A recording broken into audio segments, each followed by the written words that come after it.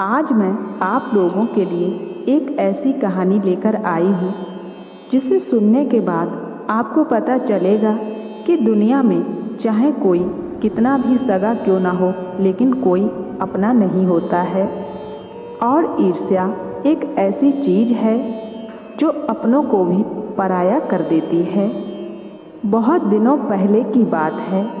एक राजा राज्य करता था। उसकी 2 रानियां थीं। दोनों रानियां निसंतान थीं। राजा सभी मंदिरों में जा जाकर पूजा पाठ करते, घर में पूजा पाठ करवाते। 2 रानियां भगवान से विनती करते रहने पर भी दोनों रानियां मां नहीं बन पाईं। एक बार एक सन्यासी उस राज्य से गुजर रहे थे। राजा के दरबार में सभी लोग कहने लगे कि वे सन्यासी बहुत ही बड़े महात्मा हैं, क्यों ना उन्हें राज दरबार में बुलाकर इस समस्या को हल करने के लिए विनती की जाए। राजा ने कहा कि सन्यासी को आदर से महल में बुलाया जाए। वे महात्मा जब महल में पहुँचे तो राजा ने दोनों रानियों को बुलाकर कहा, महात्मा का सत्कार बड़े आदर के साथ होना चाहिए। बड़ी रानी उसी वक्त तैयार हो गई और महात्मा को बड़े आदर के साथ खिलाने लगी। छोटी रानी महात्मा के फटे कपड़ों की ओर देखकर और उनकी सेवा करने से इनकार कर देती है। छोटी रानी को अपने रूप और धन का बड़ा घमंड था।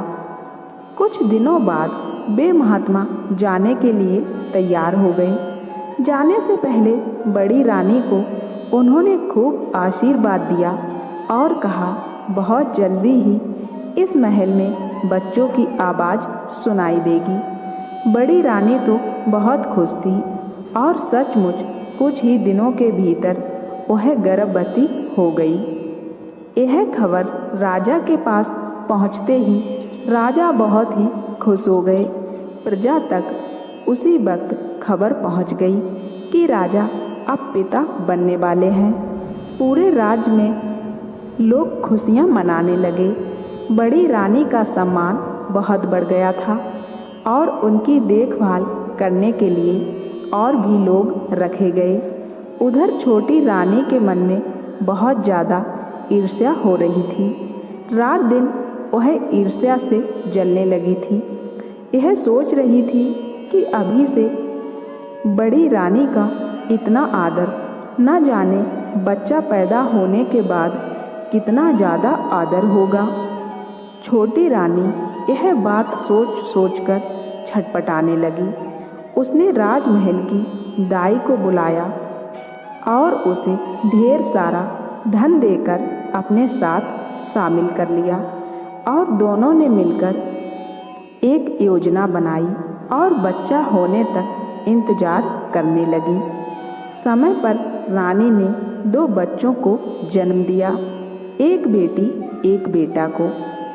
तो दाई ने तुरंत ही बच्चों को एक झांपी में रखकर छोटी रानी के पास ले गई और उसके बाद बड़ी रानी के पास 2 पत्थर रख दिए।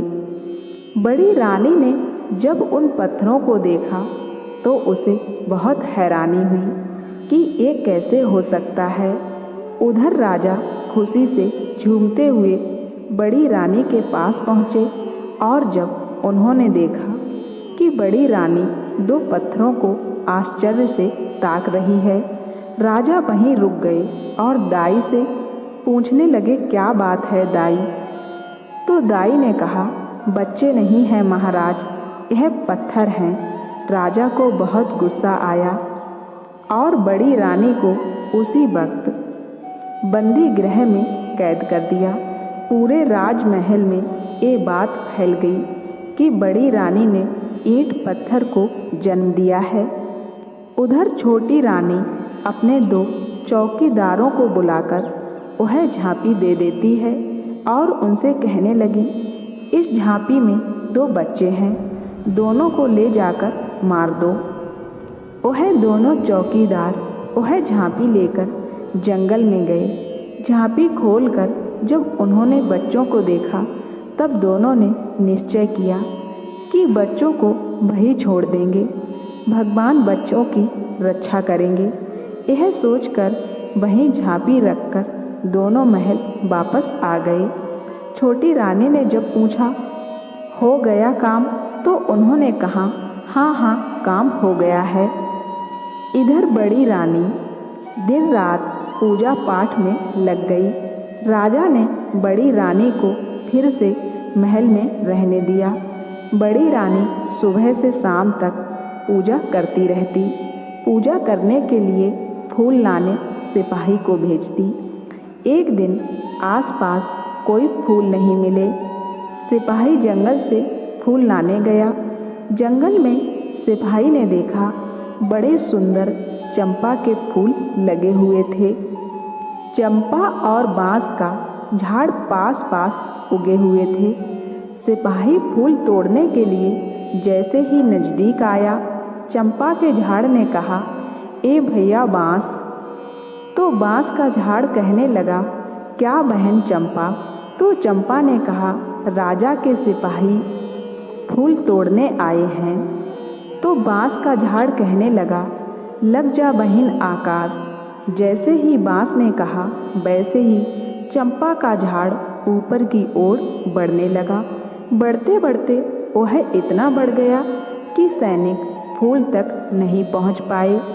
सैनिक आश्चर्यचकित होकर वहीं ताकते रहे। वह सैनिक दौड़ते हुए सेनापति के पास पहुँचे और उन्हें सारी बात बताई। सेनापति ने विश्वास ही नहीं किया कि यह सब कैसे हो सकता है। सैनिकों ने कहा, आप एक बार हमारे साथ जंगल चलिए, एक बार खुद देख लीजिए। सेनापति चल पड़े सैनिकों को संग लेकर। जैसे ही सेनापति चंपा और बांस के पास पहुँचे तो चंपा ने कहा, ए भैया बांस। तो बांस ने कहा, क्या बहन चंपा? चंपा कहने लगी, राजा के सेनापति फूल तोड़ने आए हैं। तो बांस कहने लगा, लग जा बहन आकाश। चंपा का झाड़ बढ़ते बढ़ते और भी ऊंचे की ओर बढ़ने लगा। सेनापति यह देखकर बहुत ही डर गया। वह दौड़ते दौड़ते मंत्री के पास पहुँचे। अब यह देखने के लिए मंत्री भी चल पड़े। चंपा को ऊपर से दूर तक दिखाई दे रहा था। उसने दूर से ही देख लिया कि मंत्री जी आ रहे हैं। ए भैया बांस। बांस ने कहा, काहे बहन चंपा? तो चंपा कहने लगी, राजा के मंत्री फूल तोड़ने आए हैं। लग जा बहन आकाश। बांस का झाड़ कहने लगा। मंत्री जी जैसे ही पेड़ तक पहुँचे, पेड़ और ऊपर की ओर बढ़ने लगा। अब मंत्री जी सीधे राज दरबार में पहुँचे और राजा ने कहा, इतना घबरा क्यों रहे हो? तो मंत्री कहने लगे, आप इसी वक्त मेरे साथ चलिए महाराज। सारी बात सुनकर राजा ने कहा, मेरी छोटी रानी भी मेरे साथ चलेगी, ये तो उन्हें भी देखना चाहिए। अब छोटी रानी को खबर देने वही दो सिपाही पहुँचे जिन्होंने उन बच्चों को वहाँ फेंका था। वह दोनों सिपाही बहुत डर गए थे। छोटी रानी भी डर गई थी। वे जल्दी से तैयार होकर राजा के साथ साथ चल पड़ी। उधर बड़ी रानी फूल के लिए व्याकुल हो रही थी और सैनिकों को बुलाया भेजा था ये जानने के लिए कि वे अब तक फूल क्यों नहीं लाए हैं। बड़ी रानी छोटी रानी के महल के पास से गुजर रही थी। उन्हें छोटी रानी और दो सिपाहियों की बात सुनाई दी। राजा और छोटी रानी जब जाने लगे तो उनकी सवारी के पीछे पीछे बड़ी रानी पैदल ही चलने लगी। वह बहुत व्याकुल होकर वहाँ चली जा रही थी। चंपा के झाड़ को ऊपर से सब कुछ दिखाई दे रहा था। जैसे ही वे सब पास पहुँचे, ए भैया बांस ने कहा, क्या बहन चंपा? चंपा ने कहा, छोटी रानी संग राजा फूल तोड़ने आए हैं। लग जा बहन आकाश। चंपा का झाड़ और भी ऊंचा हो गया। राजा दोनों पेड़ों के पास पहुंचकर पूछने लगे, क्या बात है, तुम दोनों भाई बहन हो क्या? कैसे चंपा और बांस बन गए? उसी वक्त बड़ी रानी वहाँ तक पहुँच जाती है। चंपा ने जोर से कहा, ए भैया बांस। बांस ने कहा, क्या बहन चंपा?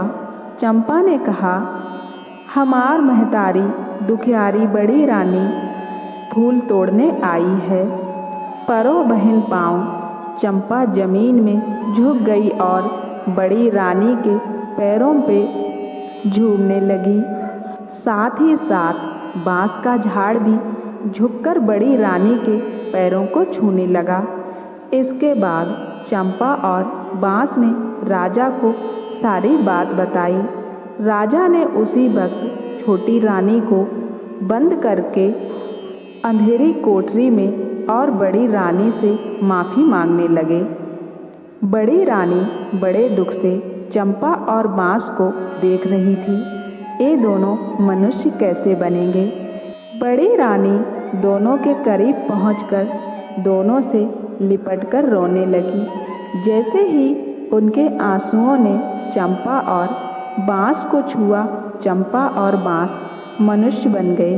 बेटा बेटी को बड़ी रानी ने गले से लगा लिया और जाकर अपने रथ में बैठ गई। राजा रानी दोनों बच्चों के साथ राजमहल की ओर चल पड़े। साथ में बाजा बजने लगे। अब पूरे देश में खुशियाँ फैल गईं। तो दोस्तों, इसीलिए कहते हैं कि ईर्ष्या का फल बुरा ही मिलता है। इसलिए जो भी तुम्हारे पास है उसी में खुश रहना सीखो।